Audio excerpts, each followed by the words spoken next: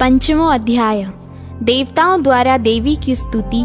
चंडमुंड के मुख से अंबिका के रूप की प्रशंसा सुनकर शुंभ का उनके पास दूध भेजना और दूध का निराश लौटना।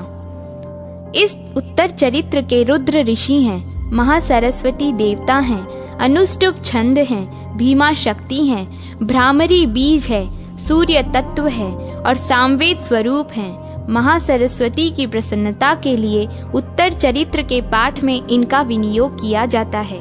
जो अपने कर कमलों में घंटा, शूल, हल, शंख, मूसल, चक्र, धनुष और बाण धारण करती हैं, शरद ऋतु के शोभा संपन्न चंद्रमा के समान जिनकी मनोहर कांति है, जो तीनों लोकों की आधारभूता और शुंभ आदि दैत्यों का नाश करने वाली हैं, तथा गौरी के शरीर से जिनका प्राकट्य हुआ है, उन महासरस्वती देवी का मैं निरंतर भजन करता हूँ। ऋषि कहते हैं, पूर्व काल में शुंभ और निशुंभ नामक असुरों ने अपने बल के घमंड में आकर शचीपति इंद्र के हाथ से तीनों लोकों का राज्य और यज्ञ भाग छीन लिए। वे ही दोनों सूर्य, चंद्रमा, कुबेर, यम और वरुण के अधिकार का भी उपयोग करने लगे। वायु और अग्नि का कार्य भी वे ही करने लगे। उन दोनों ने सब देवताओं को अपमानित, राष्ट्र भ्रष्ट, पराजित तथा अधिकारहीन करके स्वर्ग से निकाल दिया। उन दोनों महान असुरों से तिरस्कृत देवताओं ने अपराजिता देवी का स्मरण किया और सोचा, जगदम्बा ने हम लोगों को वर दिया था कि आपत्ति काल में स्मरण करने पर मैं तुम्हारी सब आपत्तियों का तत्काल नाश कर दूंगी। यह विचार कर देवता गिरिराज हिमालय पर गए और वहां भगवती विष्णु माया की स्तुति करने लगे। देवता बोले, देवी को नमस्कार है, महादेवी शिवा को सर्वदा नमस्कार है, प्रकृति एवं भद्रा को प्रणाम है। हम लोग नियम पूर्वक जगदम्बा को नमस्कार करते हैं, रौद्रा को नमस्कार है, नित्या, गौरी एवं धात्री को बारंबार नमस्कार है, ज्योत्सनामयी, चंद्र रूपिणी एवं सुख स्वरूपा देवी को सतत प्रणाम है, चरणागतों का कल्याण करने वाली वृद्धि एवं सिद्धि रूपा देवी को हम बारंबार नमस्कार करते हैं। नैऋति, राजाओं की लक्ष्मी तथा शर्वाणी स्वरूपा आप जगदम्बा को बार बार नमस्कार है। दुर्गा, दुर्गपारा, सारा, सर्वकारिणी, ख्याति, कृष्णा और धूम्रा देवी को सर्वदा नमस्कार है। अत्यंत सौम्य तथा अत्यंत रौद्र रूपा देवी को हम नमस्कार करते हैं, उन्हें हमारा बारंबार प्रणाम है। जगत की आधारभूता कृति देवी को बारंबार नमस्कार है। जो देवी सब प्राणियों में विष्णु माया के नाम से कही जाती हैं, उनको नमस्कार, उनको नमस्कार, उनको बार बार नमस्कार है। जो देवी सब प्राणियों में चेतना कहलाती हैं, उनको नमस्कार, उनको नमस्कार, उनको बारंबार नमस्कार है। जो देवी सब प्राणियों में बुद्धि रूप से स्थित हैं, उनको नमस्कार, उनको नमस्कार, उनको बारंबार नमस्कार है। जो देवी सब प्राणियों में निद्रा रूप से स्थित हैं, उनको नमस्कार, उनको नमस्कार और उनको बारंबार नमस्कार है। जो देवी सब प्राणियों में क्षुधा रूप से स्थित हैं, उनको नमस्कार, उनको नमस्कार, उनको बारंबार नमस्कार है। जो देवी सब प्राणियों में छाया रूप से स्थित हैं, उनको नमस्कार, उनको नमस्कार, उनको बारंबार नमस्कार है। जो देवी सब प्राणियों में शक्ति रूप से स्थित हैं, उनको नमस्कार, उनको नमस्कार, उनको बारंबार नमस्कार है। जो देवी सब प्राणियों में तृष्णा रूप से स्थित हैं, उनको नमस्कार, उनको नमस्कार, उनको बारंबार नमस्कार है। जो देवी सब प्राणियों में शांति रूप से स्थित हैं, उनको नमस्कार, उनको नमस्कार, उनको बारंबार नमस्कार है। जो देवी सब प्राणियों में जाति रूप से स्थित हैं, उनको नमस्कार, उनको नमस्कार, उनको बारंबार नमस्कार है। जो देवी सब प्राणियों में लज्जा रूप से स्थित हैं, उनको नमस्कार, उनको नमस्कार, उनको बारंबार नमस्कार है। जो देवी सब प्राणियों में शांति रूप से स्थित हैं, उनको नमस्कार, उनको नमस्कार, उनको बारंबार नमस्कार है। जो देवी सब प्राणियों में श्रद्धा रूप से स्थित हैं, उनको नमस्कार, उनको नमस्कार, उनको बारंबार नमस्कार है। जो देवी सब प्राणियों में कांति रूप से स्थित हैं, उनको नमस्कार, उनको नमस्कार, उनको बारंबार नमस्कार है। जो देवी सब प्राणियों में लक्ष्मी रूप से स्थित हैं, उनको नमस्कार, उनको नमस्कार, उनको बारंबार नमस्कार है। जो देवी सब प्राणियों में वृत्ति रूप से स्थित हैं, उनको नमस्कार, उनको नमस्कार, उनको बारंबार नमस्कार है। जो देवी सब प्राणियों में स्मृति रूप से स्थित हैं, उनको नमस्कार, उनको नमस्कार, उनको बारंबार नमस्कार है। जो देवी सब प्राणियों में दया रूप से स्थित हैं, उनको नमस्कार, उनको नमस्कार, उनको बारंबार नमस्कार है। जो देवी सब प्राणियों में तृष्टि रूप से स्थित हैं, उनको नमस्कार, उनको नमस्कार, उनको बारंबार नमस्कार है। जो देवी सब प्राणियों में माता रूप से स्थित हैं, उनको नमस्कार, उनको नमस्कार, उनको बारंबार नमस्कार है। जो देवी सब प्राणियों में भ्रांति रूप से स्थित हैं, उनको नमस्कार, उनको नमस्कार, उनको बारंबार नमस्कार है। जो जीवों के इंद्रिय वर्ग की अधिष्ठात्री देवी एवं सब प्राणियों में सदा व्याप्त रहने वाली हैं, उन व्याप्ति देवी को बारंबार नमस्कार है। जो देवी चैतन्य रूप से इस संपूर्ण जगत को व्याप्त करके स्थित हैं, उनको नमस्कार, उनको नमस्कार, उनको बारंबार नमस्कार है।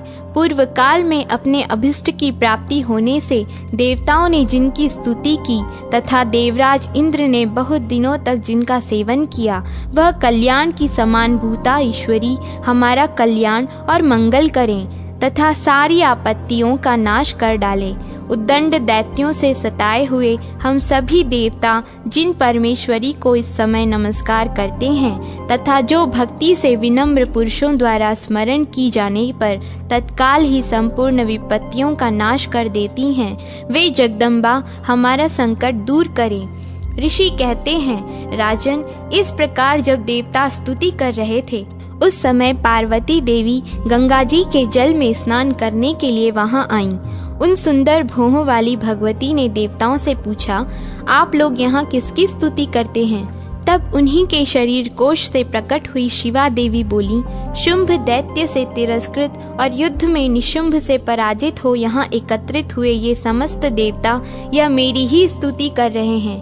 पार्वती जी के शरीर कोश से अंबिका का प्रादुर्भाव हुआ था, इसलिए वे समस्त लोकों की कौशिकी कही जाती हैं। कौशिकी के प्रकट होने के बाद पार्वती देवी का शरीर काले रंग का हो गया, अतः वे हिमालय पर रहने वाली कालिका देवी के नाम से विख्यात हुईं। तदनंतर शुंभ निशुंभ के भृत्य चंड मुंड वहां आए और उन्होंने परम मनोहर रूप धारण करने वाली अंबिका देवी को देखा। फिर वे शुंभ के पास जाकर बोले, महाराज, एक अत्यंत मनोहर स्त्री है जो अपनी दिव्य कांति से हिमालय को प्रकाशित कर रही है। वैसा उत्तम रूप कहीं किसी ने भी नहीं देखा होगा।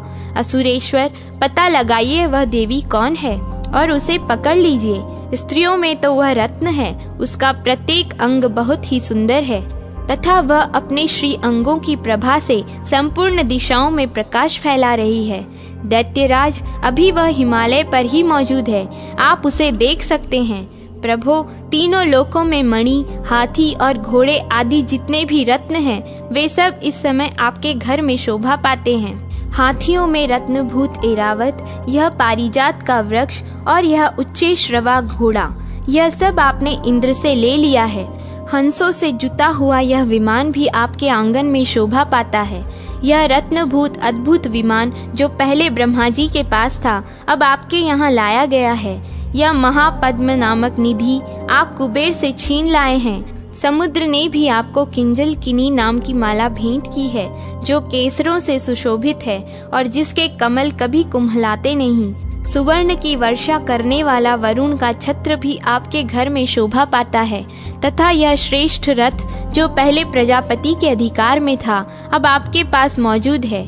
दैत्येश्वर, मृत्यु की उत्क्रांतिदा नाम वाली शक्ति भी आपने छीन ली है तथा वरुण का पाश और समुद्र में होने वाले सब प्रकार के रत्न आपके भाई निशुंभ के अधिकार में हैं। अग्नि ने भी स्वतः शुद्ध किए हुए 2 वस्त्र आपकी सेवा में अर्पित किए हैं।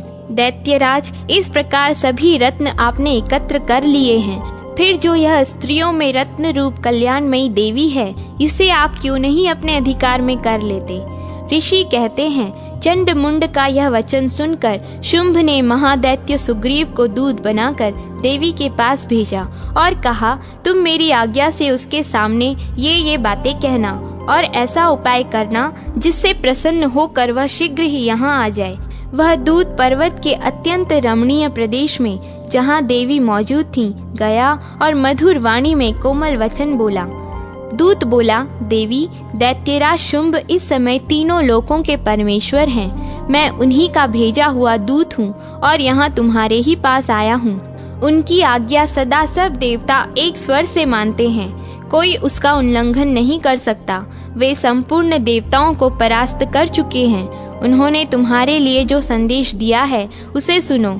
संपूर्ण त्रिलोकी मेरे अधिकार में है, देवता भी मेरी आज्ञा के अधीन चलते हैं। संपूर्ण यज्ञों के भोगों को मैं ही पृथक पृथक भोगता हूँ। तीनों लोकों में जितने श्रेष्ठ रत्न हैं वे सब मेरे अधिकार में हैं। देवराज इंद्र का वाहन ऐरावत, जो हाथियों में रत्न के समान है, मैंने छीन लिया है।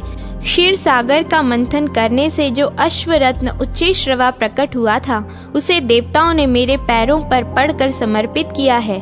सुंदरी, उनके सिवा और भी जितने रत्नभूत पदार्थ देवताओं, गंधर्वों और नागों के पास थे, वे सब मेरे ही पास आ गए हैं। देवी, हम लोग तुम्हें संसार की स्त्रियों में रत्न मानते हैं, अतः तुम हमारे पास आ जाओ, क्योंकि रत्नों का उपभोग करने वाले हम ही हैं। चंचल कटाक्षों वाली सुंदरी, तुम मेरी या मेरे भाई महापराक्रमी निशुंभ की सेवा में आ जाओ, क्योंकि तुम रत्न स्वरूपा हो। मेरा वरण करने से तुम्हें तुलना रहित महान ऐश्वर्य की प्राप्ति होगी। अपनी बुद्धि से यह विचार कर तुम मेरी पत्नी बन जाओ। ऋषि कहते हैं, दूत के यूं कहने पर कल्याणमयी भगवती दुर्गा देवी, जो इस जगत को धारण करती हैं, मन ही मन गंभीर भाव से मुस्कुराईं और इस प्रकार बोली, दूत, तुमने सत्य कहा है, इसमें तनिक भी मिथ्या नहीं है। शुंभ तीनों लोकों का स्वामी है और निशुंभ भी उसी के समान पराक्रमी है, किंतु इस विषय में मैंने जो प्रतिज्ञा कर ली है उसे मिथ्या कैसे करूं? मैंने अपनी अल्प बुद्धि के कारण पहले से जो प्रतिज्ञा कर रखी है उसको सुनो।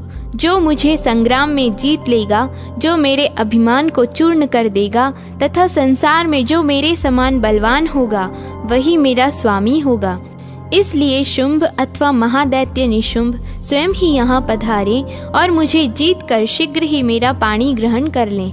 इसमें विलंब की क्या आवश्यकता है? दूत बोला, देवी, तुम घमंड में भरी हो, मेरे सामने ऐसी बातें न करो। तीनों लोकों में ऐसा कौन पुरुष है जो शुंभ निशुंभ के सामने खड़ा हो सके? देवी, अन्य दैत्यों के सामने भी सारे देवता युद्ध में नहीं ठहर सकते, फिर तुम अकेली स्त्री होकर कैसे ठहर सकती हो? जिन शुंभ आदि दैत्यों के सामने इंद्र आदि देवता भी युद्ध में खड़े नहीं हुए, उनके सामने तुम स्त्री होकर कैसे जाओगी? इसलिए तुम मेरे ही कहने से शुंभ निशुंभ के पास चली चलो। ऐसा करने से तुम्हारे गौरव की रक्षा होगी, अन्यथा जब वे केश पकड़कर घसीटेंगे तब तुम्हें अपनी प्रतिष्ठा खोकर जाना पड़ेगा। देवी ने कहा, तुम्हारा कहना ठीक है, शुंभ बलवान है और निशुंभ भी बड़े पराक्रमी हैं, किंतु क्या करूं? मैंने पहले बिना सोचे समझे प्रतिज्ञा कर ली है। अतः अब तुम जाओ, मैंने तुमसे जो कुछ कहा है वह सब दैत्यराज से आदर पूर्वक कहना, फिर वे जो उचित जान पड़े करें। इस प्रकार श्री मार्कंडेय पुराण में सावर्णिक मनवंतर की कथा के अंतर्गत देवी महात्म्य में देवी दूत संवाद नामक 5वां अध्याय पूरा हुआ।